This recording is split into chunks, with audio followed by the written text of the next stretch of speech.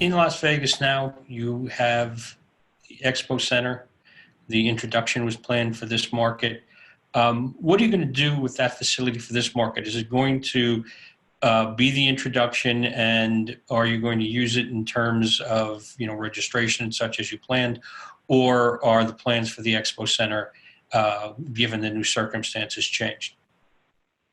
It is going to be the world's largest and most handsome registration area on the planet. We have plenty of room for staging people to socially distance them on their way into, so that will happen there. They'll get registered and then they'll get snaked around and their temperatures will get taken. We'll do a formal grand opening in January. It is open. We have received our C of O, and it's beautiful, but we think it'll be a lot more fun to celebrate that when it's packed full of exhibitors. So we'll wait and do that in January when we can do it in kind of an exciting way with a lot of fanfare. But honestly, we're super glad to have it, considering the way that we need to line people up and stage them. When you look forward to what you want to do down the road, when you start to talk about the winter markets, how much can you anticipate? What would you like to see? How do you set up the contingencies? And I know this is a difficult question, and please answer in any terms that are comfortable for you, but because this situation is happening so readily, but you obviously have to look ahead.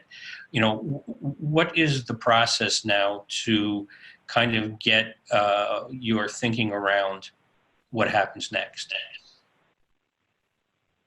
Well, I think, Mike, it falls into a remark that I made earlier that, anybody, conjecturing out beyond 60 days is just that. And so right now we're looking and planning that, the January events are going to take place like they have in the past. We're all hopeful that there's a vaccine, and, that's a possibility. We own the facility, so January could be February. We certainly will, do another stack survey and measure these things so that, we're not making decisions in a vacuum, but we're doing it with data. Yeah, I mean, the last round that we did was vendor focused to determine how many of our tenants would be open for our markets, and we're finding that number sits around 60 to 70%, depending upon the vertical. And so that sentiment is a much stronger, more positive sentiment than we received from tenants 3 months ago. So we'll continue to kind of measure the sentiment and kind of see how things are rebounding, and where the concerns are and what mitigants we have to continue to put in place. We're going to learn a lot this month from going through this process as well, how to make these markets productive.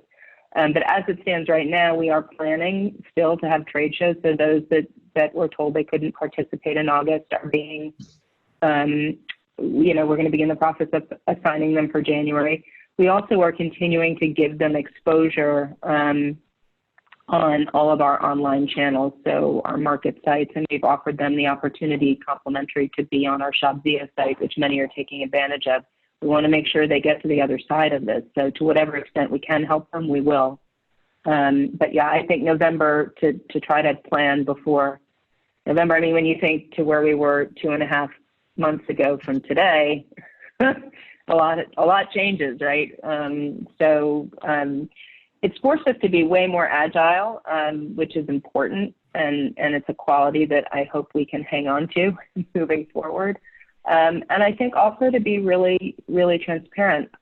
I've had some of the most productive customer conversations of my career in the last 4 months.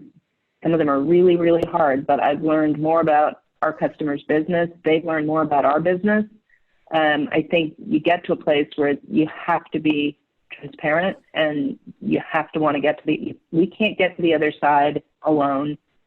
Buyers can't, sellers can't, market centers can't, reps can't, media can't. We all have to be super honest and imaginative, and we have to be willing to pivot and look at things differently. I've learned a lot. How do you address the feedback from people who obviously they're going to be asking for specific things? They're going to be saying, where's the value for my investment in this? How does IMC maximize my return given the circumstances? And because, obviously the feedback's coming from all different directions. How are you bringing this into your planning and your thought process going forward? In terms of value, there is zero value for a buyer not being in front of a seller. And there's zero value for a seller not being in front of a buyer. I've said for years in businesses that I've run, I wanted every opportunity I could to engage with my customers. The interesting thing about this is there's almost nothing you can do. It's almost like politics in the country. There's nothing you can do that, 50% of the people think it's really great and 50% think it's really not so great. And so the North Star again is safety. And, whether it's digital, which by the way, we're giving away, that's a value add while the physical marketplace is diminished. But at the end of the day, the people that say, that aren't using digital, that are not getting physically in front of their customer, they're going to go out of business. It's just that simple. And we've just got to figure out how we can leverage the most resources to, again, put those buyers and sellers together in the most frictionless and safe way. And I think technology is going to play a lot more of a role in that, without a doubt. But I think one of the lessons learned for me in this is a reinforcement of something we knew when we founded the company in 2011. The market's essential. That's everybody would like it to be less expensive. That's just the human condition.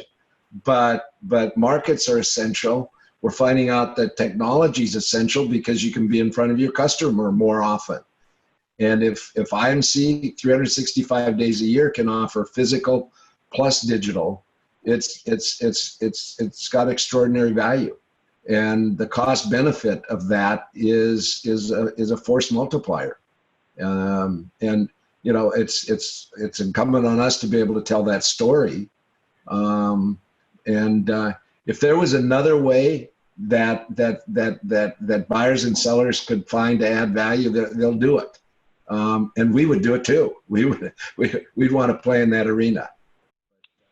No, I just think the value that we offer and will continue to offer is the audience that we deliver, and we're just going to be delivering it more ways. And so we will be driving business to our customers year round, just in different ways, both the physical and the digital. I will say, if this is part of your question, I don't know, that we did offer probably an incredibly unprecedented level of relief. And not only was the level of relief unprecedented, but the fact that we offered it unilaterally to everyone based on certain guidelines and kind of long-term engagement with us and things of that nature. But, we didn't just pick and choose who we thought deserved it or was going to be able to get the furthest with it. We offered it to everyone. And most, there were kind of two different phases. And the first was more of a deferral, but it's now, a full forgiveness opportunity. And some of it's, for tenants that are in it for the long haul, for the next 4 to 5 years with us, they're getting a pretty significant assist from us. And we think it was the right thing to do. It was a critical thing to do, but it wasn't easy to do. Well, and just to add on that, Dorothy used the word unprecedented in terms of the rent relief that we've offered. We have great insight into the real estate industry, into the office industry, And so people would make the case that, we can't go in and use our offices, therefore we need a reduction in rent, or we need, free rent, or the mall was closed and I wasn't able to use my store. And so in any commercial real estate arena, we can see what other people are doing. And what we're doing is far in excess of what any landlord is doing in other elements of commercial real estate. And with that, I'll say we don't consider ourselves a landlord. We're in the business of putting buyers and sellers together. We happen to own a lot of real estate. But, that in that context, we're a partner. And, for people that act honorably and are partners with us, we're going to get to the other end of this. I think Mike used the word sentiment. In investing, there's an old saying about sentiment that when things are really good, people think they're going to always be good. And when things are really bad, they think they're going to always be bad. And I think that kind of sentiment applies to the economy right now. Generally, everything does change. And back to a word Dorothy used, agility. I think that's the hallmark of a great company, that and adaptability. And something we talk about internally all the time, the ability to pivot quickly. Great. Just to sum up, and it's probably evident from the course of our discussion, but I want to give you a chance to address this. Atlanta and Las Vegas, as they're now constituted, when you look forward, how confident are you that you're going to have those shows in the way that you want them to come off as you see things right now? Well, as we see things right now, we're confident as to, and how we've, basically talked about the shows in terms of the number of tenants that are going to be open. We've said, in everyone's lease, there's a requirement that you have to open your showroom for a market. And we've said we're not going to enforce that. So if, as a tenant or a seller and you make the decision you don't want to go, we're saying that's fine. And the same thing with buyers always have an opportunity of, whether they want to go or not. But, absent some drastic government action, the show will go on. And as long as we can do it with the utmost safety, that's something we won't compromise.